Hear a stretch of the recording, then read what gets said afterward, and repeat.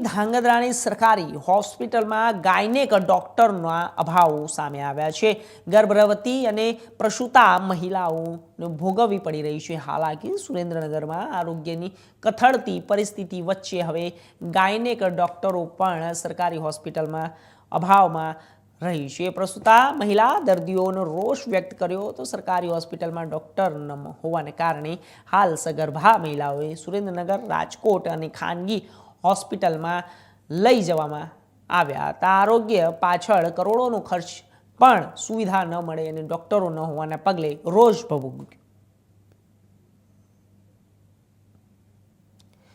આપને જણાવી દઈએ કે ગાયનેક હોસ્પિટલની અંદર સુરેન્દ્રનગરની ધાંગધ્રાની સરકારી હોસ્પિટલમાં ગાયનેક ડોક્ટરોનો પણ અભાવ છે। ગર્ભવતી અને પ્રસૂતા મહિલાઓ ભોગવી રહી છે હાલાકી। સુરેન્દ્રનગરમાં આરોગ્યની કથળતી પરિસ્થિતિ વચ્ચે ગાયનેક ડોક્ટરો પણ સરકારી હોસ્પિટલનો અભાવ પ્રસૂતા મહિલા દર્દીઓમાં રોષ વ્યક્ત કરવામાં આવ્યો છે। સરકારી હોસ્પિટલમાં ડોક્ટર ન હોવાને કારણે હાલ સગર્ભા મહિલાઓ સુરેન્દ્રનગર, રાજકોટ અને ખાનગી હોસ્પિટલમાં લઈ જવામાં આવે છે અને આરોગ્ય પાછળ કરોડોનો ખર્ચ પણ સુવિધાઓ અને ડોક્ટરો ન હોવાને પગલે રોષ ભભૂકી ઉઠ્યો છે। તો આપને જણાવી દઈએ કે જ્યારે આ એક સુરેન્દ્રનગરના અંદર ધાંગધ્રાની આ ઘટના છે। સુવિધાઓનો અભાવ છે, ઘણી બધી વસ્તુઓનો સામે આ અભાવ છે અને ગર્ભવતી અને પ્રસૂતા મહિલાઓને ખૂબ જ હાલાકીનો સામનો કરવો પડી રહ્યો છે। હાલ ગાયનેકોલોજીસ્ટ અમારી પાસે હતા, એમનો કોન્ટ્રાક્ટ સમય પૂરો થતાં અમે વડી કચેરીને જાણ કરેલી છે કે બને એટલા વહેલા અમને ગાયનેકોલોજીસ્ટની સુવિધાઓ પૂરી પાડવી કે જેથી કરીને આપણે આવનારા જે પણ દર્દીઓ છે એ લોકોને આપણે ઓપીડીમાં, ઇમરજન્સીમાં, સીએસમાં બધી આપણે સારવાર પૂરી પાડી શકીએ। આ ઉપરાંત વારંવાર વડી કચેરીને લેખિતમાં જણાવેલું છે અને આ ઉપરાંત મૌખિક પણ અમારી અધિકારીઓ સાથે વાત થઈ છે કે વહેલી તકે આપણે ત્યાં ગાયનેકોલોજીસ્ટની સુવિધાઓ આપી શકીએ।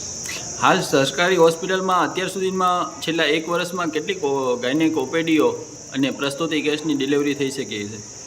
અંદાજે 300થી 500 જેવું અમારું વીકલી ઓપીડી હોય છે અને ઉપરાંત વાર્ષિક ડિલિવરી અંદાજિત 1000થી 1200 સુધીની અમારી વાર્ષિક ડિલિવરીઓ થતી હોય છે। ઉપરાંત સીએસ ઓપરેશન્સ પણ 70થી 90 જેવા અમારા ઓપરેશન્સ પણ થતા હોય છે। એટલે આ બધી વ્યવસ્થાઓ સાચવવા માટે અમે અમારી વડી કચેરીને રજૂઆત કરેલી છે કે જેથી કરીને વહેલી તકે આપણે ગાયનેકોલોજીસ્ટની સુવિધાઓ ધાંગધ્રા સાથે થઈ શકે। હાલ કેટલા સમયથી ગાયનેકોલોજીસ્ટ ડૉક્ટર હાજર નથી?